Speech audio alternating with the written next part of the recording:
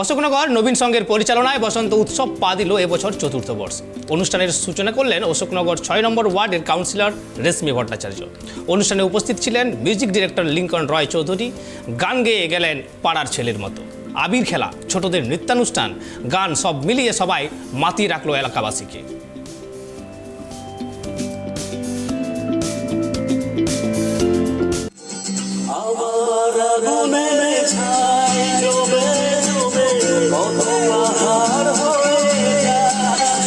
সংঘের পরিচালনায় যে প্রতি বছর ওরা বসন্ত উৎসবের আয়োজন করে, এবছর আমার দ্বিতীয় আমন্ত্রণে আমার সাড়া দেওয়া। আমি যখন প্রথম জনপ্রতিনিধি হই তখন আমার 6 নম্বর ওয়ার্ড থেকে যে ক্লাবটি প্রথম আমার কাছে গিয়ে আমন্ত্রণ জানিয়েছিল সেটা হচ্ছে আমার নবীন সংঘ। আর আমি ঠিকই করেছি, আমি 5 বছর আমি প্রতি বছরই আমি কিন্তু আগে এদের প্রোগ্রাম দিয়ে আমি আমার বসন্ত উৎসব শুরু করি। আর এদের এখানে আন্তরিকতা তো কোনো কথা হবে না, ভীষণ এরা আন্তরিক। একটা সকালবেলা একটা প্রভাত ফেরি অনুষ্ঠানের মধ্যে দিয়ে এরা অনুষ্ঠানটা শুভ সূচনা করে। ছোট ছোট বাচ্চারা এবং সঙ্গে যারা ক্লাবের যে সমস্ত মহিলারা আছে, মহিলা এবং পুরুষ সদস্য যারা আছে, সবাই মিলে একটা খুব সুন্দর প্রভাত ফেরির মধ্যে দিয়ে তারা অনুষ্ঠানটা শুভ সূচনা করে।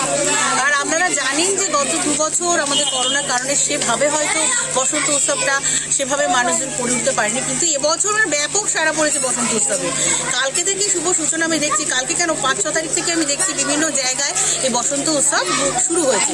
আমি শুধু একটা কথাই বলবো, আমার সমস্ত 6 নম্বর ওয়ার্ডের প্রতিনিধি হিসাবে এবং সমগ্র অশোকনগরের জনপ্রতিনিধি হিসাবে আমি এই কথাটা বলবো যে নিরাপদভাবে রংটা খেলুন।